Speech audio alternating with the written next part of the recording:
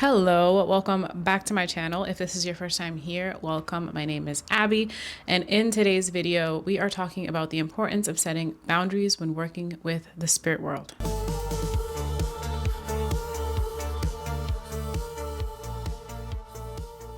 I want you to think of spiritual work like opening your front door. If you invite a trusted friend in, that is one thing. But if you have zero boundaries and you leave that door wide open, anyone can walk in.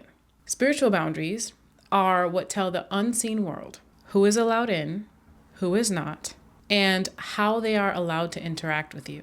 Without those rules, you're basically saying that anything goes. And in the spirit world, just like in the physical world, people are going to cross boundaries. There will be spirits that cross boundaries, and there will be spirits that try to take advantage of the fact that you do not have any. So what actually happens when we don't set boundaries? You might feel random energy shifts, unexplained emotions that aren't yours, strange dreams or disturbances at night. This has happened to me in the past. By the way, I lived in a haunted house for 6 years, and she was disturbing my sleep. I will save that for the next video. Okay, so this is why I'm telling you this, because I lived it. The thing is that over time, in certain cases, things can escalate. This did not happen to me because the spirit that was interrupting me wasn't a bad spirit, or I don't even like to use good or bad. I would say she wasn't like, it wasn't her personality. It wasn't part of her personality to do something mean or cruel. She just wanted to get my attention. But in some cases, certain energies are quite dark and things can definitely escalate. You might experience draining and fatigue, persistent negative thoughts. As a matter of fact, this reminds me of a client that I read for not too long ago. They had an energy, an entity that was in their space, and they were struggling with anger. So you can, in fact, be influenced by these energies, and it can affect your mood, your thoughts, your emotions. You may feel like you're being watched or uncomfortable in your own space. Or in some cases, if you are doing spiritual work, whether it be through your clairs or, using a tool like the Ouija board or the dowsing rod, you may attract a trickster spirit or a spirit that, is pretending to be your mom, your auntie, your cousin, whoever that passed away, just to use your energy or just for fun, because sometimes they're just bored and they just want to talk to someone. It's important to understand that not every spirit has your best interest in mind, and not every presence that feels powerful is a presence that you want around. Without boundaries, you are no longer in control. This also reminds me of someone that I recently read for that came to me wanting me to do something outside of what I normally do. And this person was having issues with their abilities, and it was due to their lack of boundaries. And they came to me asking me to cross my own boundaries, basically by asking me to do something outside of what I normally do and how I normally read. I was like, no, it's not happening, right? They weren't able to see that they were asking me to do what was getting in the way of them being able to do what I do. They were asking me to do something outside of my boundaries. And I was like, no, it's not going to happen. I just continued to do the reading in the way that I do my readings. And they were like, well, this is not what I wanted. And I was like, well, you know how I read, and I'm simply not going to change the way that I read. And I have those boundaries in place for a reason. It is very important that we have boundaries when we do this work, not just with the spirit world, but with people, right? In the physical world. Because how we are in the physical world, that carries over when we work with spirit. We have to make sure that we are firm in our boundaries. Here's something important that might surprise you. You can connect with many different types of spirits. Can be light, neutral, even dark energies, but only if your boundaries are strong.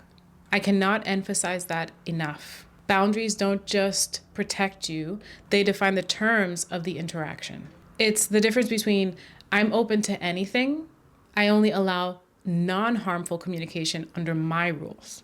When your boundaries are clear and firm, you're not vulnerable, you are authoritative. So here's the important part. How do you actually do this? It's simpler than you may think, but it has to be intentional. Number one, set a clear verbal intention. You can say it out loud or internally. I only allow spirits who are respectful, safe, and aligned with my well-being to communicate with me. Clarity matters, so be specific. Number two, claim your authority. So that means you're not asking, you are stating. This is my space, my energy, and these are my rules. That mindset alone will shift everything. Number three is to visualize protection. Imagine a barrier around you of light. I use the white light, and I will leave the video that I use in the description. You can envision the light, you can envision a boundary or a line, and set the intention that nothing enters unless you allow it. Number four is to set rules for interaction. For example, no touching, no entering your dreams, no lingering without permission, no, and this is one that I use, I don't like when they use my sense of taste, because sometimes it's yucky. So my boundary is there are certain things that I will not smell or taste. And the way that you hold that boundary is if something crosses that line, you shut down immediately. So like that reading that I did for that person, after I told them that I didn't read like that and they kept insisting, I was like, okay, so I'm just going to continue doing what I do. And that's my boundary. This is my limit. You meet me here. The rest is not my problem. And number five is to close the door. Try to make a habit of ending your session with some sort of ritual or something like this. This connection is now closed. Nothing is allowed to stay or follow me. Something I do at the end of my sessions is I'll simply state, once I blow out this candle, the session is closed. Or once I put out my incense, the session is closed. Or I'll do something like knocking 3 times. I'll knock 3 times, the session is closed. It's just about intention, but I think it is important to set that intention and close that session so that energy doesn't linger.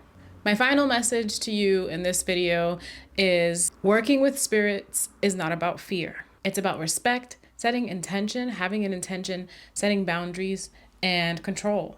You don't need to be afraid of the unseen, but you do need to be responsible with how you interact with it. Boundaries are what separate a safe, empowering experience from one that becomes overwhelming or even harmful. So if you're exploring spirituality, I want you to remember this. It's fine to connect with spirit. Just make sure that you are setting those boundaries. Make sure that you set an intention and do it safely. That concludes this video. Thank you so much for watching. If you haven't already, like this video, share it with a friend, leave a comment below and say hello. Subscribe to my channel, hit the notification bell so that you are notified every time I post a new video. Check out the video in my description. This is the white light meditation that I use before every single one of my sessions, when I actually just do it every day for spiritual hygiene. Anyway, thanks again for watching. I will see you in my next video.